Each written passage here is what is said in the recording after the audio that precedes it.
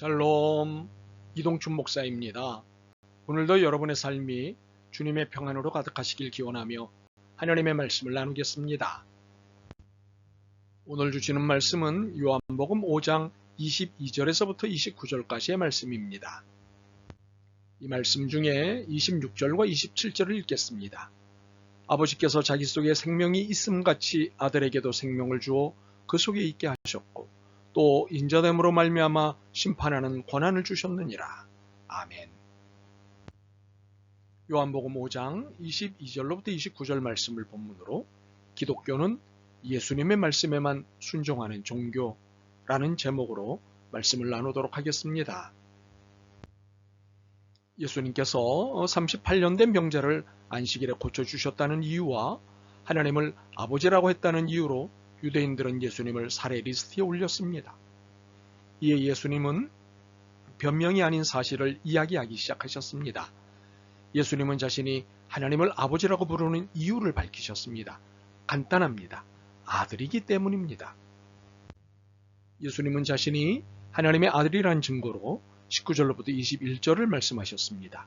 아버지가 하는 것을 그대로 할 수 있는 것이 아들이라면 나는 아들이다 라고 하신 것입니다. 특히 하나님만이 하실 수 있는 일, 죽은 자를 살리는 것을 했다면 하나님의 아들이 분명하지 않느냐고 하셨습니다.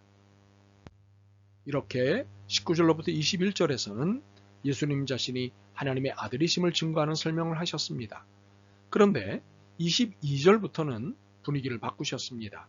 하나님께서 아들에게 어떤 일을 맡기셨는지를 말씀하셨습니다. 아버지께서 아무도 심판하지 아니하시고 심판을 다 아들에게 맡기셨으니, 그리고 23절입니다. 이는 모든 사람으로 아버지를 공경하는 것 같이 아들을 공경하게 하려 하심이라. 아들을 공경하지 아니하는 자는 그를 보내신 아버지도 공경하지 아니하느니라. 이 말씀은 이런 뜻 아니겠습니까? 아들에게 까불지 마라. 와우! 이런 분위기가 24절에서 좀 더 고조됩니다. 내가 진실로 진실로 너희에게 이르노니 내 말을 듣고 또 나 보내신 이를 믿는 자는 영생을 얻었고 심판에 이르지 아니하나니 사망에서 생명으로 옮겼느니라. 24절은 대놓고 내가 하나님의 아들이다 라고 하십니다. 선언이셨습니다. 생명, 영생, 심판, 사망, 이 모든 것이 누구의 손에 달려있는 것입니까?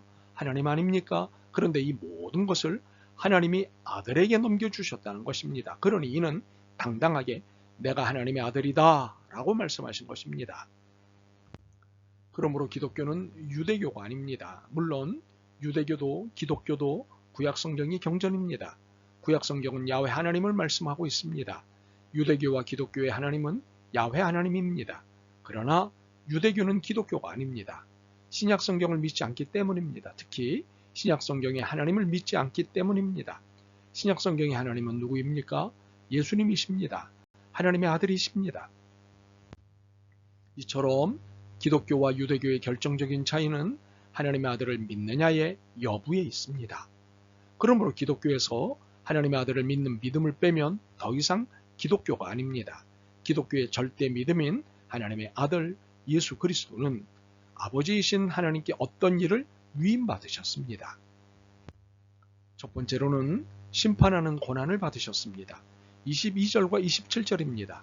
아버지께서 아무도 심판하지 아니하시고 심판을 다 아들에게 맡기셨으니 또 인자됨으로 말미암아 심판하는 권한을 주셨느니라. 심판이란 옳고 그름을 가리는 판결을 말합니다. 이는 양비론도 아니고 양시론도 아닙니다. 둘 다 아니다 혹은 둘 다 옳다식의 애매한 판단이 아닙니다.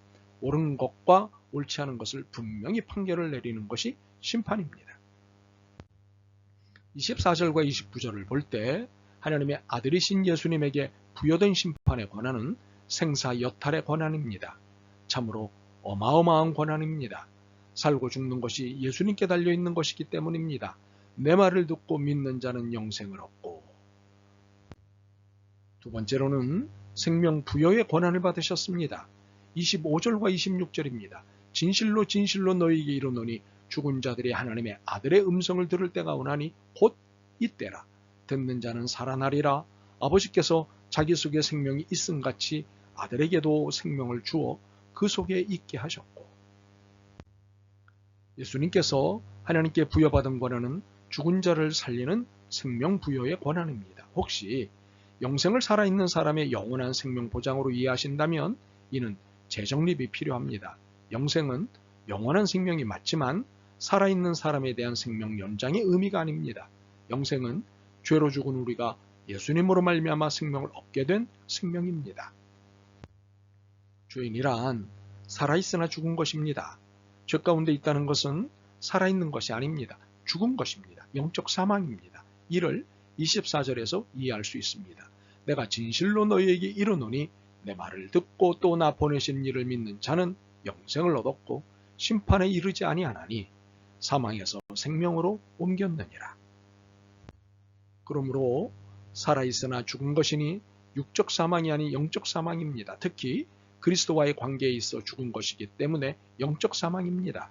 그러나 이 영적 사망은 육적 사망과 다르지 않습니다. 육적 사망을 지배하기 때문입니다. 영적으로 살아있지 않으면 육적인 것 또한 사망의 지배를 받습니다. 그러므로 그리스도를 통해서만 영생이 주어집니다. 그러므로 하나님의 아들 예수님을 믿어야 영생을 얻습니다. 이 진리에서 예외는 없습니다. 그 누구라도 예수님을 믿어야 생명을 얻습니다. 기독교는 하나님의 아들을 믿는 종교입니다. 하나님의 아들을 믿지 않는다면 그는 그리스도인이 아닙니다. 그리스도인은 하나님의 아들이신 그리스도 예수를 믿는 사람들입니다. 그리고 그분을 따라 사는 사람입니다. 그러므로 예수님이 옳다고 하시는 것은 옳다고 믿는 것이 그리스도인입니다.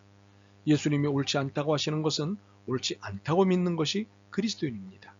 영원한 생명을 주시는 분은 오직 예수님뿐임을 믿는 것이 그리스도인입니다. 그렇지 않으면 그리스도인이 아닙니다. 그러므로 기독교는 예수님의 말씀에만 순종하는 종교입니다. 구약 성경도 바울 서신도 그 어떤 서신도 예수님의 말씀을 직접 인용으로 담고 있는 복음서 안에서 이해되고 해석되어야 합니다. 예수님을 넘는 성경은 없습니다. 참으로 모든 성경은 예수님 안에서만 유효합니다. 오직 예수입니다. 아멘. 주님, 주님만 믿습니다. 하나님의 아들이신 예수님만 믿고 따르고 경배합니다. 저희들의 구세주가 되어 주셔서 고맙습니다. 사랑합니다. 예수 그리스도의 이름으로 기도드립니다. 아멘. 오늘도 여러분의 믿음과 삶을 응원합니다. 사랑합니다.